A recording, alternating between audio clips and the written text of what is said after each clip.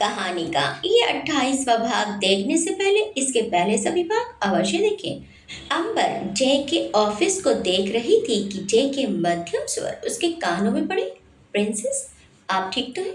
अंबर उसकी तरफ मुड़ी। उसकी आंखें नम थीं। उसने 3-4 कदम धीमे से जय की तरफ लिए और फिर जय के सीने पर सिर रख दिया। जय के पूरे शरीर में सिरहन सी दौड़ गई। अपनी जगह पर वो मानो जम सा गया। अंबर ने उसकी बाजू पकड़ी हुई थी और सिर सीने पर था। जय की धड़कनें अंबर सुन सकती थी। जय, उसने सर्द स्वर में कहा तो जय ने टोका।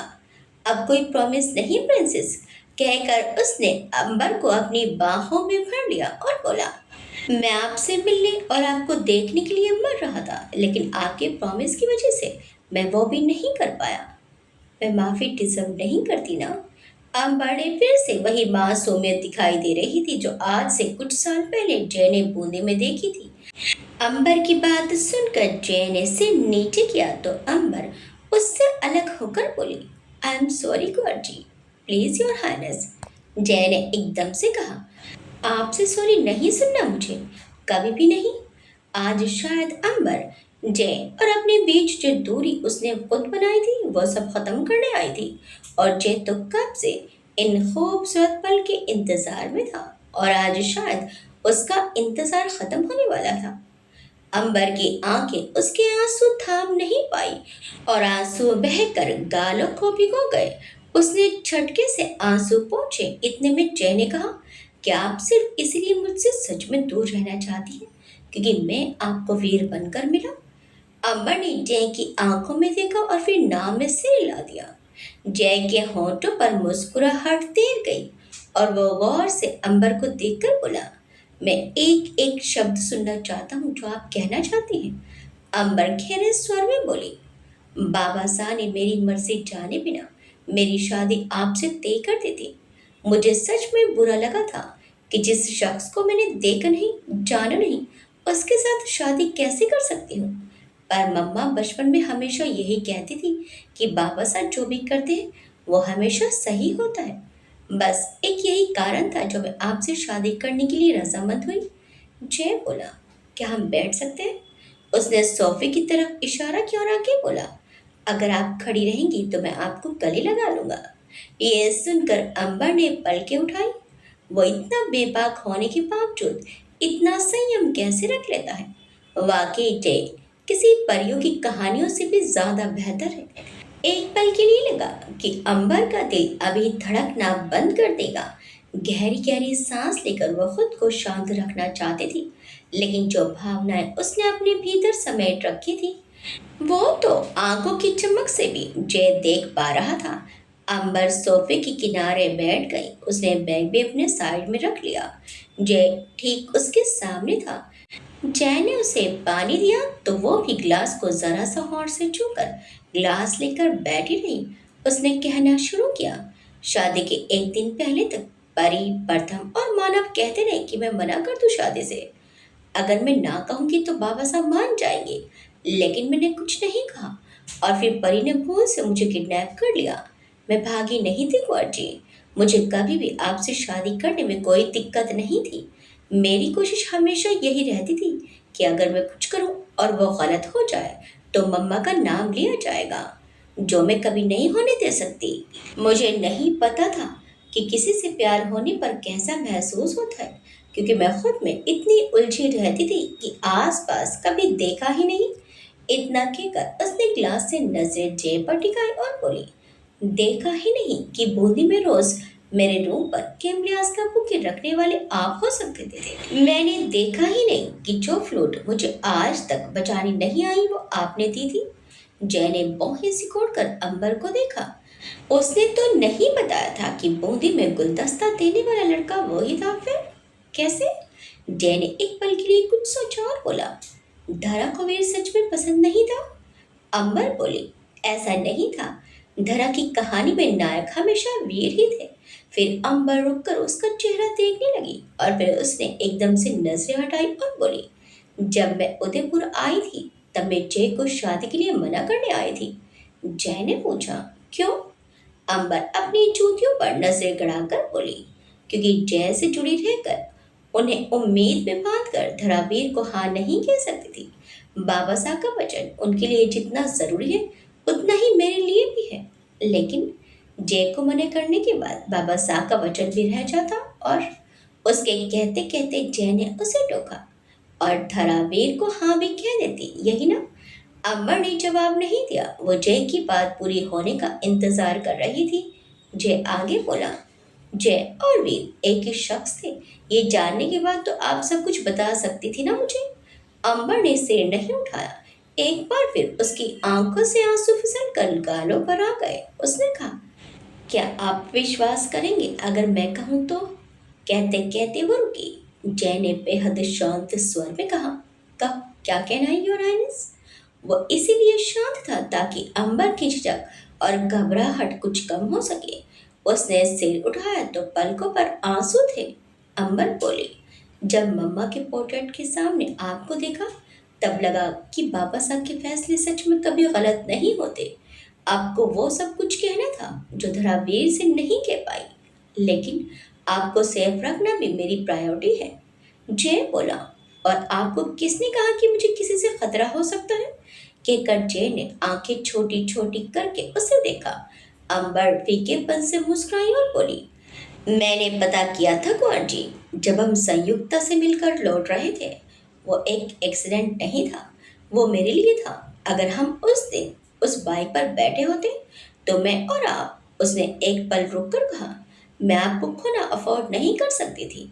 जय बोला, अगर आप मुझे खोना अफोर्ड नहीं कर सकती थी तो आपको किसने हक दिया कि आप मुझसे वो वचन ले सकती थी?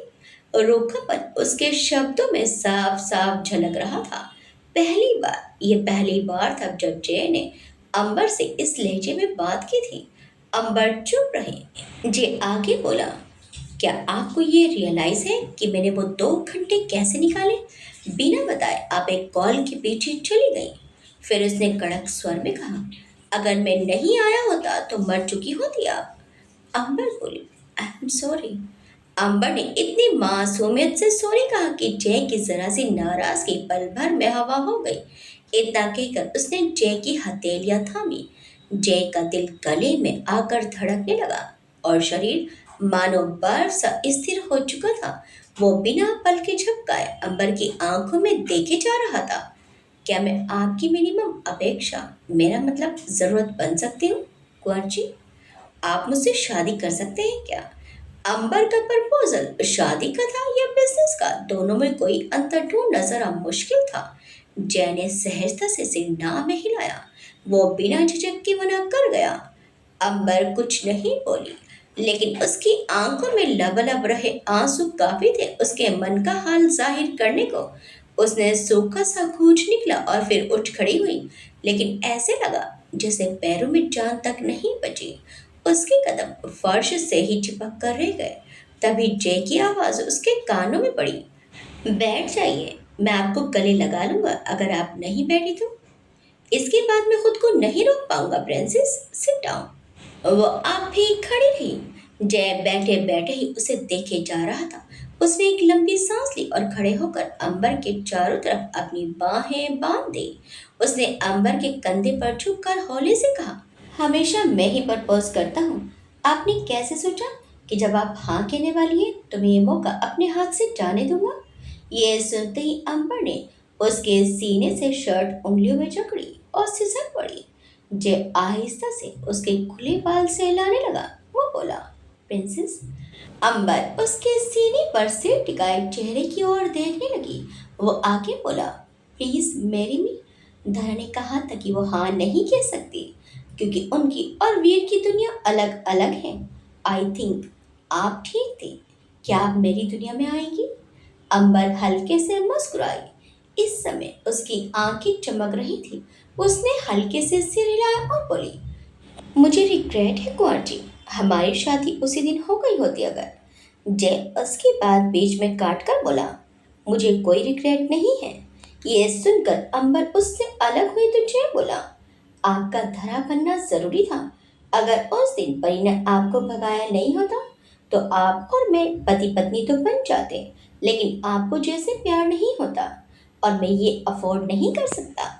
अंबर उसे बस देखती ही रह गई। पल के झपकना, सांसें लेना जैसे भूल ही गई।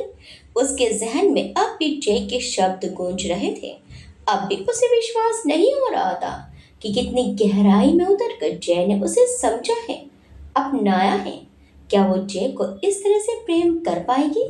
उसे अब भी याद है वीर का उतना बेबाक होकर भी धरा को स्पर्श करने से रुकना। अपनी ही सोच में गुम अंबर भूल ही गई कि उसकी आंखें जय पर टिकी हुई हैं। खुद को इस तरह से देखता पाकर जय मुस्कुराते हुए हाथों को सीने पर बांधकर उसे देखने लगा। अचानक ही कोई भागते हुए अंबर के पैरों में आ लिपटा। मामी! मृणाली चहकते हुए उससे लिपट गई। तभी शौर्य आवाज लगाते लगाते दरवाजे पर ही रुक गया, लेकिन दिया धड़ाक से अंदर आई। शौर्य ने दांत पीसते हुए कहा, ओए डॉल्फिन ओए, ये लड़की बेवकूफ है। वो अंदर आया और मृणाली को गोद में लेकर उसके कान में कहा, मना किया था ना। फिर वो दिया से चिढ़कर बोला, थोड़ी तो अकल रखो, ऐसे ही केबिन में घुस आई। दिया ने बेफिक्रे से कहा, क्यों, यहाँ आने के लिए अकल रखनी पड़ती है। अंबर और जय उन तीनों को ही देख रहे थे। जय ने गंभीर स्वर में कहा, तुम दोनों शायद भूल रहे हो कि हम भी यहाँ खड़े हैं। जय की बात सुनकर दिया तपाक से बोली, बिल्कुल भी नहीं भूले जीजू, कहकर उसने शरारती नजरें अंबर पर डाली। अंबर ने उसे घूर कर देखा, तब तक शौर्य बोला, भाभी आप। बोलते हुए वो रुका और उसने बच्ची दिया को थमा दी। फिर उसने अंबर की हथेली ली और अपने सिर पर रखते हुए कहा, भाभी आई प्रॉमिस, अगर भाई साहब ने फ्यूचर में कभी आपको परेशान किया तो मैं आपको प्रोटेक्ट करूंगा, बट प्लीज उनसे शादी कर लीजिए, प्लीज मैरी हिम। अंबर हैरानी से उसे देखती रह गई। जय ने मुस्कुरा कर सिर झटक दिया। अगले ही पल अंबर की आंखों में आंसू उमड़ने लगे। उसने अपने पूरे जीवन में इन आंखों को बहने की इजाजत नहीं दी, लेकिन आज बिना किसी की इजाजत के आंसू लगातार बहे जा रहे थे।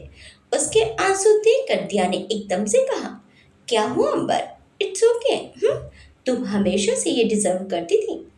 मृणाली ने उदास स्वर में कहा, मामी डोंट क्राई। जय बोला, वो रो नहीं रही है मिली। फिर आंसू? बच्ची ने फिर से पूछा तो इस बार अंबर बोली, आपकी मामी पहले कभी इतनी खुश नहीं हुई, इसीलिए आज अंबर उसके मामी के जाने पर अच्छा महसूस कर रही थी। शौर्य खुश होकर बोला, वैसे भाभी मैंने प्रपोज किया आपको तभी आप माने ना, भाई साहब तो एवरेज से हैं, राइट। शौर्य ने ब्लेजर की स्लीव्स स्टाइल से ऊपर करते हुए जय को देखा। ये सुनकर दिया बोली, लेकिन शौर्य मैं इससे अच्छा प्रपोज कर सकती हूँ, कहो तो डेमो दे दूँ, लेकिन तुम्हें हाँ कहना पड़ेगा।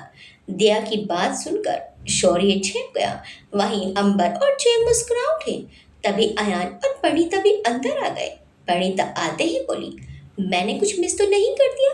फिर उसने सबको बारी बारी देखा तो दिया बोली, अभी कहाँ चूहा, मैं बस शौर्य को प्रपोज करने ही वाली हूँ, प्लीज तुम सब ऑडियंस बन जाना। अयान ने हंसते हुए कहा, सच में दिया? फिर उसने शौर्य को झांक कर देखा, वो फूला फाला खड़ा था। अयान बोला, इसको देखकर ऐसा लग रहा है कि जबरदस्ती पकड़कर शादी के मंडप में बिठा दिया है और दिया ने सिर पर बंदूक रखकर हाँ कहलवाई है। परिणीता ने भी शौर्य को झांक कर देखा और फिर दिया को। अचानक से तीनों जोर से हंस पड़े। शौर्य बुरी तरह से चिढ़ गया। उसने जय को देखा तो जय कंधे उठाकर रह गया। उसने अंबर से कहा, भाभी इसके जैसे दोस्त कैसे हैं आपकी, पूरी पागल है, मेंटल पेशेंट। अंबर ने गहरे स्वर में दिया से कहा, इनफ डी, उन्हें एम्बेरस मत करो। अब मृणाली बोली, मामी भूख लगी है। अंबर कुछ कह पाती उससे पहले जय ने कहा, शौर्य इसको खाना खिला दो, मैं और हर हाइनेस कहीं जा रहे हैं। शौर्य बोला, डेटिंग? हाँ। शौर्य ने कहा ही था कि अयान ने उसे डांटा। माइंड इट शौर्य, भाभी दिख नहीं रही है। शौर्य ने होठों ही होठों में सॉरी कहा। जय अंबर की कलाई पकड़कर उसे वहां से ले गया। बिना कुछ कहे अंबर उसके साथ चल पड़ी। वो लोग बिल्डिंग से निकलकर उसी ग्राउंड की दूसरी बिल्डिंग में पहुंचे। देखने में वो इमारत भारतम ऑफिस से थोड़ी छोटी थी। उस पर मारवाड़ी में ठोर लिखा था, जिसका अर्थ है ठिकाना। अंबर उसके साथ चलती जा रही थी। ऑफिस के हर एम्प्लॉय की नजरों में दोनों की फोटो छप सी गई। दूसरी बिल्डिंग उस ऑफिस में काम करने वालों के लिए अपार्टमेंट था, जो कोई दूसरे शहरों या राज्यों से आते होंगे। शायद जय उन्हें खुद रहने की जगह देता होगा। एलिवेटर में जाकर वो 10वीं मंजिल पर रुके। एक बड़े से दरवाजे के सामने आकर जय रुका। अंबर ने एक झलक दरवाजे की देखी और बोली, ये क्या है? जय बोला, अंदर जाकर देखिए। ये सुनते ही अंबर ने घंटी बजा दी। फ्लैट में बीप की आवाज बाहर तक आई। कुछ ही पलों में दरवाजा खुला। इसी के साथ अंबर की आंखें सख्त और बेभाव हो गई। उसकी नसों में फिर से खून खोलने लगा था और आंखें गुस्से से गर्म हो गई। सामने गायत्री जी थी। गायत्री जी ठीक अंबर के सामने खड़ी थी। अंबर के जहन में एक बार फिर से हर एक दृश्य घूम गया। कन्याकुमारी में एक्सीडेंट, रघुवीर जी पर हमला, अंबर का नाम खराब करने की कोशिश, उसे 2 बार मार डालने की साजिश, यहाँ तक कि वे इतना गिर चुकी है कि परवीन को इतनी आज़ादी दे डाली कि उसने गंदे इरादों से परिणीता को छुआ। जय ठीक अंबर के पीछे खड़ा था। अंबर की गर्म आंखें जलकर भस्म कर देने वाली निगाहें गायत्री जी पर डाले खड़ी थी। उसने एक कदम आगे रखा तो गायत्री जी के कदम खुद ब खुद पीछे हो गए। वो उन्हें घूरते हुए अंदर आई। जय ने भीतर से दरवाजा बंद कर लिया। वो गुस्से में बोली, आपको रत्ती भर अफसोस नहीं है मासा? नो, कहकर अंबर ने खुद को सही करते हुए ठंडे स्वर में कहा, आप जैसी लेडी माँ नहीं हो सकती। माँ क्या, आप तो पत्नी बनने लायक भी नहीं है। यह सुनते ही गायत्री जी गरज उठी, भाई साहब। अंबर को कोई फर्क नहीं पड़ा, लेकिन जय ने गहरे स्वर में कहा, मिसेस सूर्यवंशी, कुछ कहने से पहले याद रखिएगा, आप जयवीर सिंह राणा की होने वाली पत्नी से बात कर रही हैं। गायत्री जी फीकी सी नजरें जय पर डालते हुए अंबर से बोली, अब बाहरी लोग भी हमारे घर के मामले में बोलेंगे। अम्मा ने 2 कदम गायत्री जी की तरफ रखे और उनके बराबर में जाकर आंखों में देखते हुए बोली, ना वो बाहर वाले हैं और ना आप घर की। गायत्री, नाम पर खासा जोर देकर उसने आगे कहा, जो अपने पति की नहीं हो सकती, जो आपके ही बच्चों के पिता हैं, तो वो एक सौतेली बेटी की कैसे हो जाती? पर मैं ही बेवकूफ थी। मैंने आपसे पूरे दिल से प्यार किया था, लेकिन मैं पागल थी। इतना कहकर उसने गर्दन हल्के से जय की ओर घुमाई और बोली, मैं बिल्कुल पागल थी, एक बेवकूफ। गायत्री जी बोली, वो तो आप वाकई हैं भाई साहब। गायत्री जी की आवाज भी हल्के से ऊंची हो गई। ये सुनते ही अंबर वहां रखे वास की तरफ पड़ी और फिर उसे टेबल पर फोड़ा। कांच उसके हाथ में छुआ। इसी के साथ उसने गायत्री जी को कोहनी से पकड़ा और सोफे पर धकेला। गायत्री जी कुछ समझती उससे पहले ही एक झटके से अंबर ने उनके दूसरी तरफ पंजो टिकाया और टुकड़ा ठीक गायत्री जी के गले के बीचों बीच रखा। जय झटके से अंबर की तरफ बढ़ा तो वो गहरे तीखे स्वर में बोली, पीछे रहिए, मैं इन्हें जान से मार दूंगी। जय ने सिर हिलाया और बोला, मुझे उनकी नहीं आपकी फिक्र है। हाथ से खून निकल रहा है। अंबर की नजर नुकीले टुकड़े पर गई और फिर गायत्री जी की आंखों में कोई डर, कोई अफसोस नहीं था वहां। अब भी उतनी ही तेज भरी निगाहें अंबर पर टिकाकर वो पलके भी नहीं झपक रही थी। अंबर ने नुकीले टुकड़े पर पकड़ कसी तो खून की बूंदें टुकड़े से होते हुए गायत्री जी के गले पर गिर रही थी। वही टुकड़ा गायत्री जी की कोरी चमड़ी पर घाव कर रहा था। अंबर बोली, इतना सब कुछ करने से पहले एक बार, सिर्फ एक बार कहकर तो देखती हूँ। अंबर का चेहरा गायत्री जी के बेहद करीब था। गायत्री जी बोली, क्या, क्या मतलब? अंबर व्यंग से मुस्कुराई, लेकिन उसकी आंखों में इस वक्त मौत की साफ झलक थी। उसने कहा, आप इतनी मासूम नहीं है गायत्री। कहकर उसने टुकड़ा कुछ और चुभाया तो गायत्री जी की सिसकी निकल गई। हाँ, उन्होंने कहने की कोशिश की, आप आप हमें मारकर कुछ हासिल नहीं कर पाएंगी। हासिल माय फुट, अंबर ने दांत पीसते हुए कहा। हासिल, हाँ, आपने क्या हासिल कर लिया इतनों को मारकर? गायत्री जी बोली, हमने किसी को नहीं मारा। वो हल्का सा चीखी तो अंबर बोली, चिल्लाइए मत। एक आदेश के साथ ही सब कुछ मरघट सा लगने लगा। अंबर की सख्त आंखों में ना कोई माफी थी और ना ही कोई दया भाव, लेकिन गायत्री जी के हाव भाव से उनका डर जाहिर ना हुआ। वो पूरी हिम्मत के साथ उसकी आंखों में आंखें डालकर बैठी थी। गायत्री जी ने गंभीर लहजे में कहा, हमने कुछ नहीं किया भाई साहब, आप सब कुछ गलत समझ रही हैं। अंबर बोली, गलत? अंबर की भौहें ऊपर उठी, फिर उसने आगे कहा, नहीं गायत्री, मैंने आपको अब तक गलत समझा था। मुझे लगा कि आप सिर्फ मुझसे ही नफरत करती हैं, पर नहीं, आप तो अपने पति से भी प्यार नहीं कर पाई। क्यों? क्यों किया ऐसा? वो किसी शेर की तरह गरजी। जे एकदम से आगे आया और उसने अंबर को कलाई पकड़कर पीछे खींचा। उसने अंबर के हाथ से वो टुकड़ा छीना और बोला, शांत हो जाइए, सांस लीजिए योर हाइनेस, ब्रीथ। वो खामोश से जय को देखने लगी। गायत्री जी अपना गला पकड़े उठी। भाई साहब, राजा जी का एक्सीडेंट हमने नहीं करवाया। गायत्री जी अपने पल्लू से खून पहुंचते हुए कर्कश आवाज में बोली तो अंबर उनकी ओर मुड़ी। दर्द के मारे गायत्री जी का चेहरा सिकुड़ सा गया। अंबर बोली, अनिल वर्मा, माधव, परवीन, जैक, इन नामों को भी नहीं जानती आप? उसने फिर एक कदम आगे रखा और बोली, तो वो आप नहीं थी जिन्होंने मीडिया को बताया कि मैं वापस आ गई हूँ? उस रात आपने मुझे मरवाने के लिए गुंडे नहीं भेजे थे? हर शब्द के साथ उसके तीखे स्वर और तीखे होते जा रहे थे। गायत्री जी ने उसकी आंखों में देखते हुए कहा, माधव के अलावा हम किसी को नहीं जानते। झूठ। अंबर सबसे ऊंचे स्वर में बोली।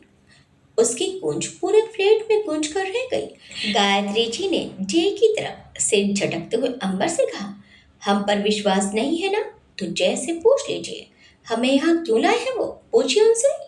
आपकी परछाई तक छूने वाले को वो जिंदा जला देते, ऐसा ही कुछ कह रहे थे। फिर पूछिए उनसे हमें जिंदा क्यों रखा है।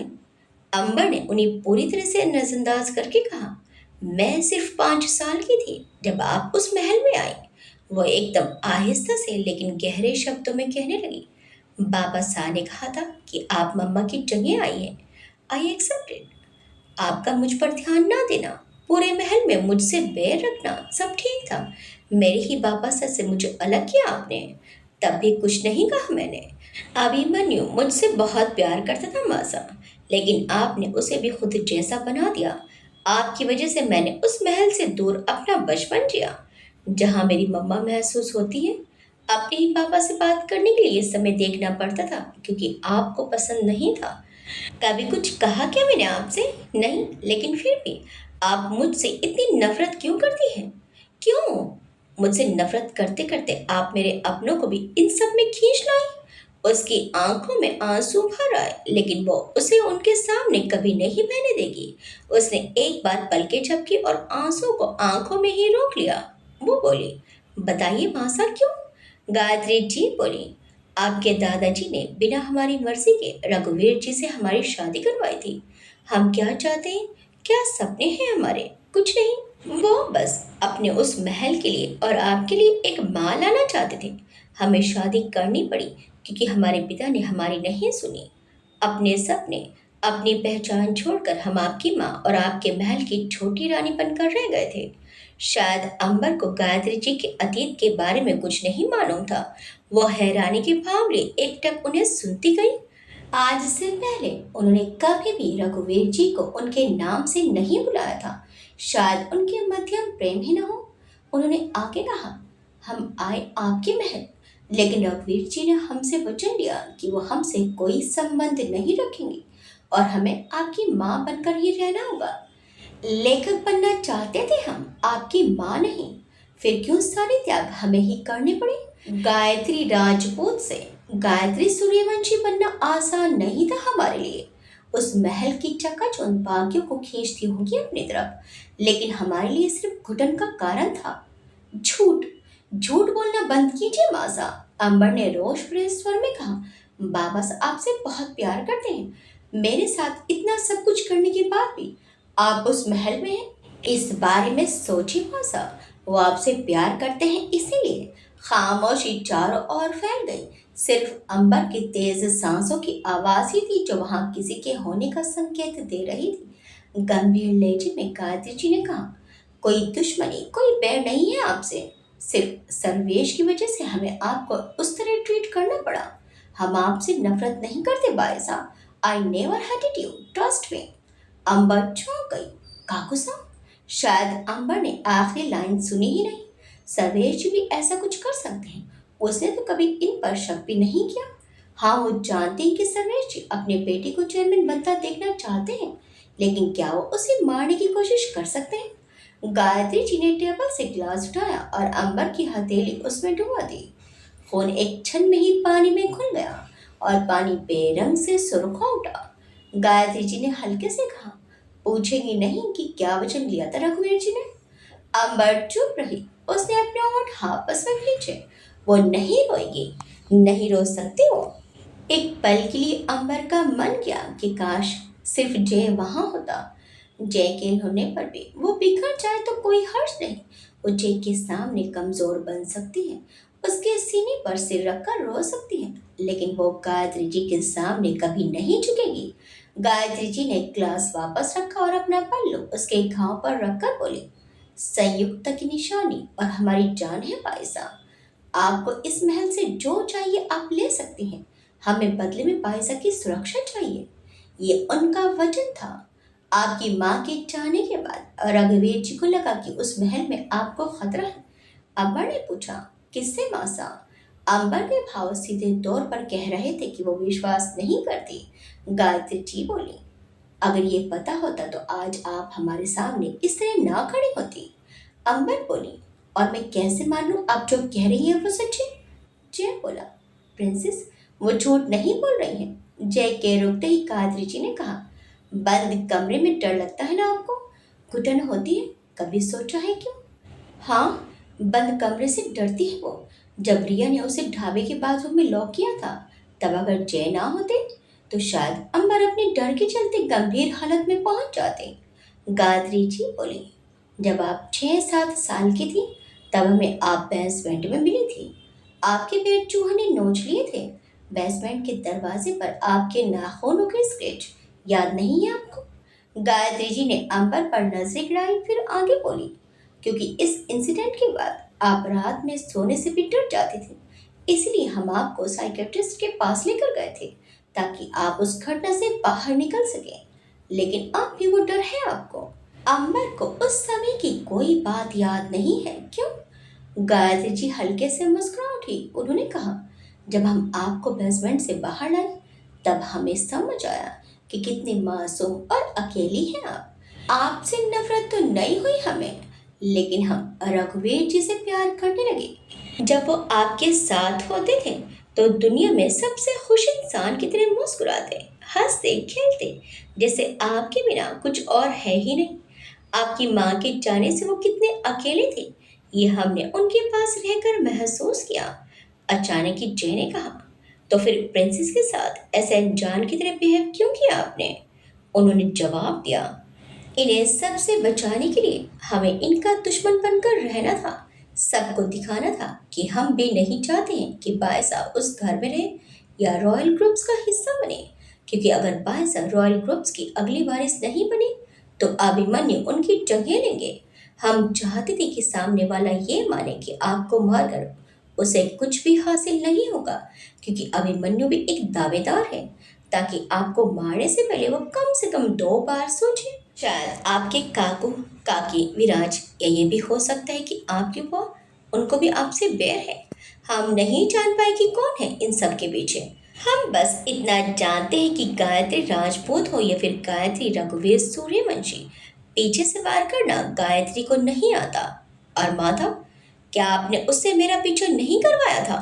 अकबर ने सोचते हुए पूछा तो गायत्री जी कड़क कर बोली, तो क्यों ना करवाते? ये जो आप बार बार किसी टीनेज की तरह इधर उधर भटक रही हैं, कहाँ जाती है ये पता करना पड़ेगा। वीर जी ठीक है, इंडिया भी आ गए, या आपने तो छुपाया सबसे? अगर तरुण से आपके ऊपर निगरानी नहीं रखवाई होती तो हमें तो पता ही नहीं चलने वाला था। अंबर कुछ ना बोली, न कोई ख्याल, न कोई तर्क। वो बस खामोशी समेटे अपनी ही जगह खड़ी रही। खून की बूंदें उंगलियों से फिसल कर कारपेट में समा रही थी, पर उसे होश नहीं था। रघुवीर जी को शायद सब एक पिता से ज्यादा बिजनेसमैन समझते हों, लेकिन सच्चाई अंबर जानती थी। जानती थी संयुक्ता जी जिस पर इतना विश्वास करती थी वो शख्स कैसे बदल सकता है। रघुवीर जी के लिए वो सिर्फ उनकी जिम्मेदारी नहीं बल्कि उनका संपूर्ण जीवन है। अंबर और सवाल पूछना चाहती थी लेकिन हर सवाल उसे फिर वहीं लाकर खड़े करने वाला था जहां से उसने ये सब शुरू किया था। अगर गायत्री जी नहीं तो कौन? जय उसकी और कदम रखने को हुआ लेकिन गायत्री जी की आवाज सुनकर वो थम गया। भाई साहब, अंबर की गीली पलकें उठी और आंखें उनके चेहरे पर जाट की। वह बोली, हमने कभी रघुवीर जी को आपसे दूर करने की कोशिश नहीं की। बस हमारे खराब व्यवहार की वजह से वो आपसे हमेशा नजरें झुकाकर बात करते हैं। वह खुद को दोषी मानते हैं कि उनके होते हुए आप सेफ नहीं हैं। अम्बर ने नाम में सिर हिलाया। नहीं मासा, बाबा सा नहीं, आप हैं जिनकी वजह से सूर्यवंशी महल की दीवारें घुटन है मेरे लिए। आपने मुझे कभी एक बेटी की तरह ट्रीट नहीं किया, हमेशा मुझे। इसके आगे गायत्री जी बोली, इकलौती वारिस की तरह समझा। अंबर ने हामी भरते हुए कहा, मेरा बचपन लौट कर नहीं आएगा मासा। आपको पता भी नहीं कौन मुझे मारना चाहता है, फिर भी आपने मुझे जोधपुर भेजा। अभिमन्यु को मेरा कंपटीटर बना दिया। क्यों? एक आंसू फिर से उसकी आंख से गिरा। ऐसा लग रहा था कि वाकई एक बेटी अपनी माँ से शिकायत कर रही है। गायत्री जी ने पल्लू से उसके आंसू पोंछते हुए कहा, आपका जिंदा होना आपके खुश होने से ज्यादा जरूरी है पैसा। नो, अंबा ने रूखेपन से कहा, एक ऐसी लाइफ जिसमें अपने घर आने के बहाने ढूंढने पड़ते थे, इस तरह रहने से अच्छा होता कि वो इंसान मुझे मार देता। गायत्री जी बोली, हमने सुना परी को आपने वापस जोधपुर भेज दिया था क्योंकि आप नहीं चाहती थी कि उन्हें कोई तकलीफ हो। हमने भी तो वही किया पैसा। अंबर उन्हें देखती ही रही। वो उनके कहने का अर्थ बहुत अच्छे से समझती थी। उन्होंने आगे कहा, हमें अफसोस नहीं है कि आपको रघुवीर जी से दूर किया। कहकर उन्होंने अंबर की हथेली फिर से थामी लेकिन इस बार उसने रूखेपन से हाथ वापस खींचा। अंबर बोली, मैं आपकी किसी बात पर विश्वास नहीं करूंगी। इतना कहकर अंबर दरवाजे की तरफ चली लेकिन फिर अचानक से रुककर उसने कहा, आपने जो भी किया आपको उसकी कीमत चुकानी पड़ेगी। इतना कहकर वो बाहर चली गई। उसके जाते ही जय भी जाने लगा तो गायत्री जी बोली, जय, क्या वो हमारी बात पर विश्वास करेंगी? गायत्री जी की नम आंखें और नम लहजा। इन गायत्री जी को तो आज तक किसी ने नहीं देखा था। जय ने बिना उनकी तरफ मुड़े सर्द आवाज में कहा, एक बार जो टूट जाए वो हमेशा के लिए टूटा हुआ रहता है मिसेस सूर्यवंशी। अपनी माँ की जगह प्रिंसेस ने आपको दी लेकिन आप जानती हैं आप वो डिजर्व ही नहीं करती। उन्हें सेफ रखने के और भी रास्ते हो सकते थे लेकिन 20 साल, उनके पूरे 20 साल वो आप में माँ ढूंढती रह गई और आप उन्हें सौतेला ही मानकर खुश थी। इतना कहकर वो तेजी से अंबर के पीछे निकल गया। अपनी नम आंखों से गायत्री जी उन्हें जाते हुए देखने लगी। अंबर पार्किंग की तरफ चल पड़ी। शून्यता उसके चेहरे, उसके मन और उसके अधरों पर ऐसे छाई थी मानो वहां कभी शोरगुल के लिए जगह थी ही नहीं। वो भारी भारी कदमों से पार्किंग में अपनी कार के पास पहुंचा। रणविजय जी ने जो तोहफा उसे दिया था अब तो उसी का ही था। अंबर की उंगलियों में चाबी झूल रही थी। वॉचमैन से चाबी लेते समय भी वो कुछ नहीं बोली। वो कार के पास पहुंची और फिर कुछ पल वहीं खड़ी रही। किस रास्ते जाना है, कहाँ जाना है, वो तो ये भी नहीं जानती। कुछ भी तो नहीं जानती। कार में बैठकर जैसे ही उसने सिर उठाया, कार हेडलाइट के ठीक सामने जैक खड़ा था। अंबर की आंखें नम होने लगी। उसने कई बार पलकें झपक कर हर वो मुमकिन कोशिश की जिससे आंसू अपनी हद में ही रहे। जय बिना बोले पैसेंजर सीट पर बैठ गया। कौन जी? उसकी आवाज में कोई उम्मीद नहीं थी। हम्म, अंबर ने इंजन स्टार्ट किया और बोली, जब ये बाहरी दुनिया काटती है लोग घर जाना चाहते हैं पर मेरे पास जाने के लिए घर भी नहीं है। जय ने स्टीयरिंग पर कसी हुई सुर्ख हथेलियां देखी और फिर बोला, मैं हूं ना आपके लिए, मैं हूं आपका घर। उसने कहा ही था कि गाड़ी आगे बढ़ी। कुछ ही देर में वो दोनों पेंट हाउस में थे। जय को अंबर के साथ देखकर प्रथम, सोनल और समर्थ जरा कुछ हैरान रह गए। ऊपर से अंबर की खामोश अवस्था ने बाकियों को चुप्पी साधने पर मजबूर कर दिया था। किसी पर नजर डाले बिना अंबर सीढ़ियों से छत पर जाने लगी। सब उसको देख कर उठे, लेकिन जय ने उन्हें हाथ दिखाकर रोका और फिर सीढ़ियां चढ़ने लगा। जय और अंबर ऊपर पहुंचे तो एक छत न होकर हाईली इंटीरियर तकनीक वाला म्यूजिक रूम था। वहां लगभग हर वाद्य यंत्र मौजूद था। अंधेरे रूम में हलचल होते ही यंत्रों के ऊपर लगी लाइट्स जल उठी। शायद सेंसर लाइट्स वाला सिस्टम था वहां। अंबर बोली, कौन जी? ये सुनकर जय कुछ कदम आगे आया तो उसने कहा, कुछ देर अकेले रहना है, गिव मी सम टाइम। जय बोला, प्रिंसेस, क्या तुम भी मुझसे प्यार करती हो? उसने अंबर को अपनी ओर घुमाया और फिर उसका चेहरा हथेलियों में भरकर आंखों में आंखें डालते हुए बोला, मेरे ऑफिस में आकर हाँ कहना मजबूरी थी क्या? आपकी जान बचाई, इतने दिन से साथ हूँ, उन एहसानों के बदले हाँ बोल रही हैं आप? अंबर ने हौले से पलकें झुकाई और नाव में सिर हिलाया। इसी बीच अंबर की आंखों में उमड़े आंसू गालों पर आ गए। अंगूठे से आंसू आहिस्ता से हटाकर जय ने कहा, फिर हर बार मुझे ऐसे अलग क्यों करती हैं? इतना भी इम्पोर्टेंट नहीं हूँ क्या मैं कि आपके साथ रह सकूं? अंबर बोली, मैं किसी के भी सामने टूटना नहीं चाहती हूँ। काफी देर से मौन रहकर उसकी आवाज जरूरत से ज्यादा गहरी सुनाई दे रही थी। जय ने तुरंत कहा, और मैं किसी में से नहीं हूँ। फिर उसने नर्म लहजे में कहा, मैं जय हूँ प्रिंसेस। आपकी खुशियों में हिस्सा नहीं चाहिए। आपका दर्द मेरा है और हमेशा मेरा रहेगा। औरों के सामने स्ट्रांग रहना है रहिए, लेकिन मेरे सामने इसकी जरूरत नहीं है। Trust me. मैं आपकी लाइफ में इतनी जगह तो चाहता हूँ कि आप मेरे सामने बिना सोचे रो सकें। अपने इस मैच्योरिटी वाले जोन से बाहर आकर खुलकर बेझिझक जी सकें। मैं यहाँ आपके लिए हूँ और आप मुझसे बेझिझक सब कुछ कह सकते हैं। अंबर अब भी खामोश खड़ी थी। जय ने एक गहरी सांस खींची और एक कदम पीछे हो गया। अचानक ही वो रुका। उसे अपने हाथ पर पकड़ महसूस हुई तो उसने हाथ की तरफ देखा। अंबर की उंगलियां जय की उंगलियों को थामे हुई थी। जय की आंखों में मुस्कुराहट तेज गई। यू आर माई होम जी। अंबर आगे बोली, आप मुझसे अच्छा डिजर्व करते हैं, पर मैं आपको जाने नहीं दे सकती। लेकिन मेरी जिम्मेदारी मेरी है। उनका बोझ मैं आप पर नहीं ढोना चाहती। आपको, शोरी को और आपकी फैमिली में सबको मेरी फिक्र है। बहुत अच्छे से जानती हूँ मैं, पर मैं आपको इन सब में खींचकर खतरे में नहीं डालना चाहती। मैं अपनी पूरी जिंदगी आपके साथ जीना चाहती हूँ, सुरक्षित और खुशहाल जीवन। Trust me Kunwar ji. अंबर की बात सुनकर जय मुस्कुराते हुए बोला, आप मुझे मेरे नाम से क्यों नहीं बुलाती? जय मुस्कुराता हुआ सा उसकी निगाहों में देखता जा रहा था। अंबर एकदम से रुककर उसे गौर से देखने लगी तो वो आगे बोला, नावीर कहती है ना जय, फिर कुंवर जी क्यों? अंबर के होंठ मुस्कुरा उठे। उसका बुझा हुआ चेहरा कुछ खिल सा गया। उसने कहा, मुझे पसंद है कुंवर जी कहना। जय बोला, जयवीर नाम शो ऑफ के लिए नहीं है, उसी नाम से बुलाइए। ये सुनते ही अंबर ने कहा, ठीक है, तब आप मुझे अंबर कहिए।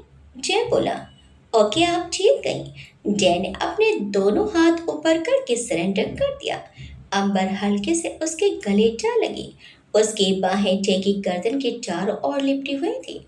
आखिर जय भी मुस्कुराकर उसकी पीठ पर हाथ बांध चुका था।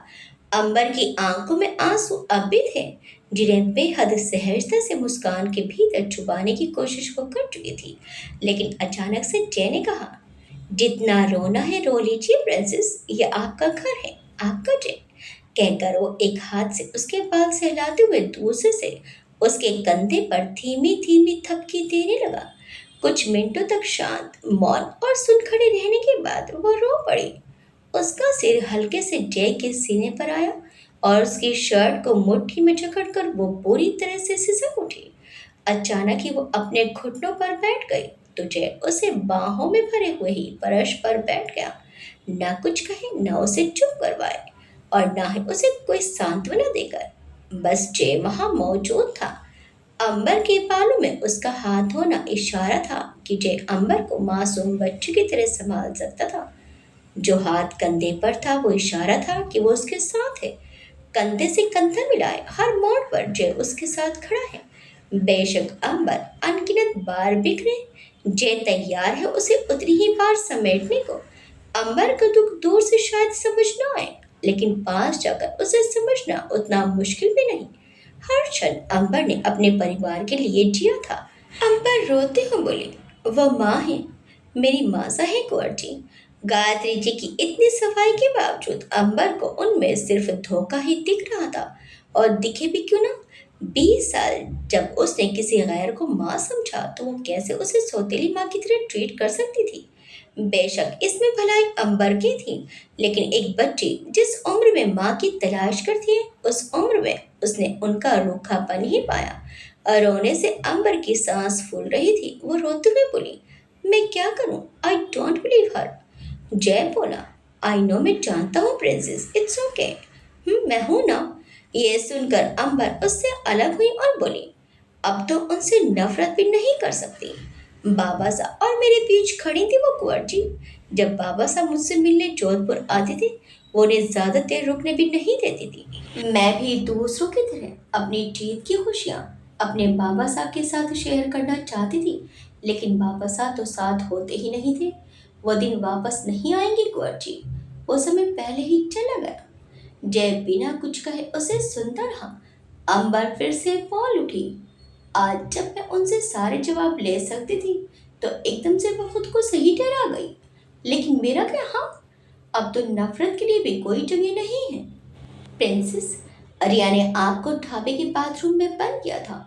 जो लड़की किसी से नहीं डरती थी वो एक बंद कमरे में अकेले होने से डरती है। कहते कहते उसने अंबर के चेहरे से बाल हटाए और बोला, एक इंसिडेंट अब तक आपके साथ है। अगर आप जोधपुर ना गई होती तो ऐसे हादसे और भी हो सकते थे। कोई आपको मार डालना चाहता था princess. Raja ji and Mrs Suryavanshi ने आपको बचाया। अंबर ने नरम लहजे में पूछा, मैंने क्या किया कुंवर जी, जो कोई मुझे मारना चाहता है। जय कुछ कह नहीं पाया क्योंकि अंबर ने तो कभी किसी के लिए बुरा सोचा तक नहीं था। अंबर ने फिर से पूछा, बोलिए।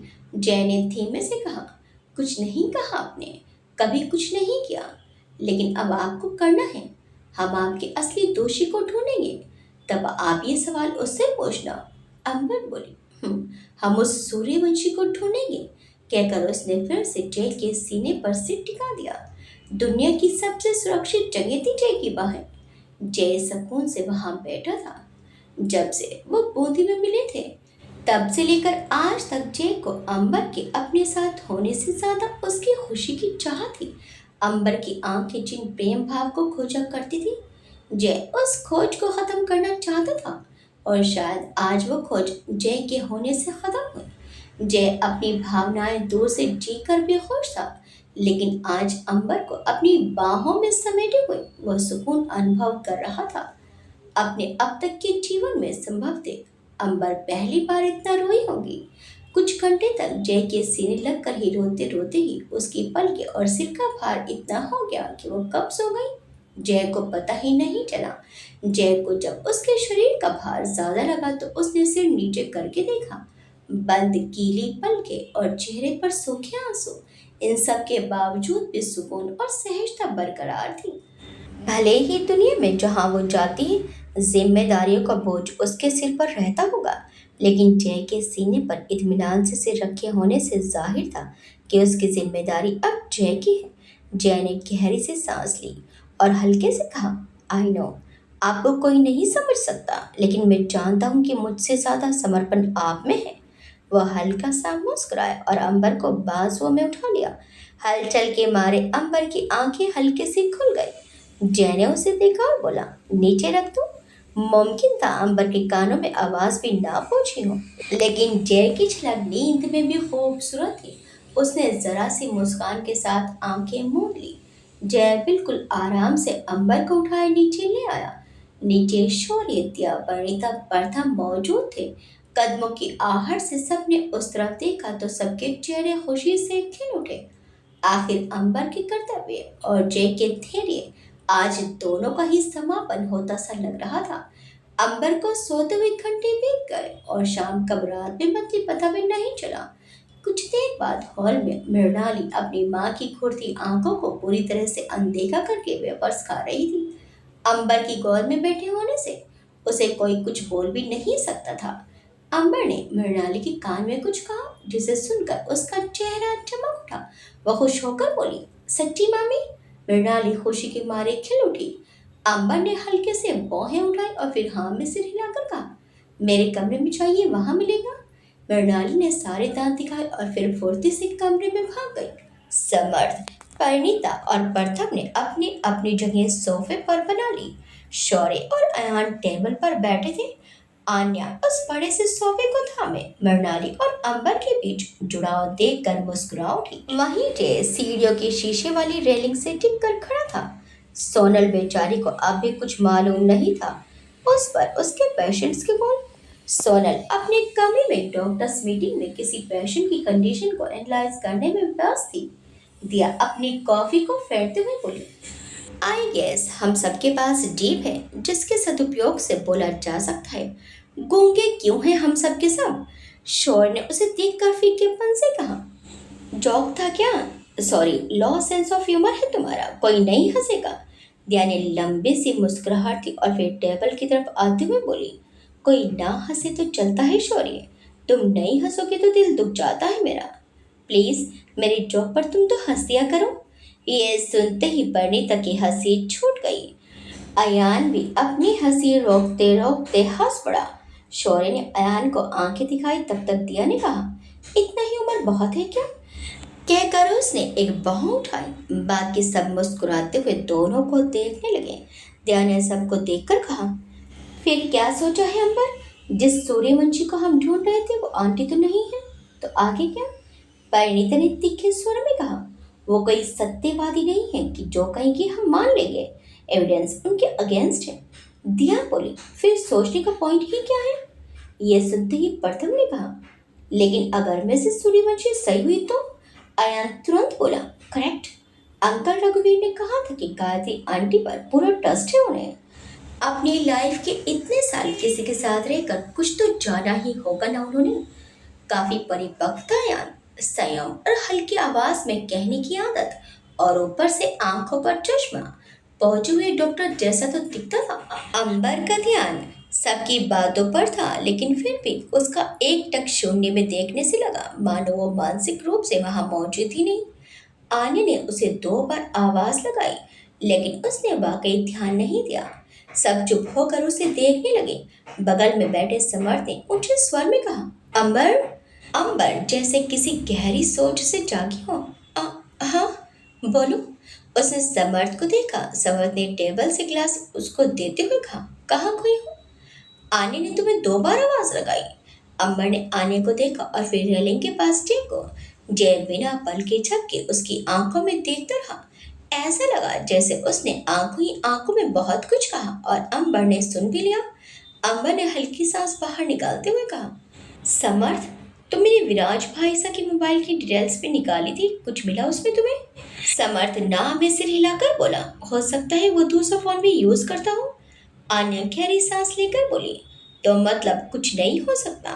आन्या ने पूछा तो शौर्य बोला, ऐसा करें क्या भाभी? आप ये अनाउंस कर दीजिए कि भाईसा से शादी के बाद आप रॉयल ग्रुप से अपने राइट्स नहीं छोड़ेंगी। शौर्य की बात सुनकर समर्थ बोला, और इससे क्या होगा?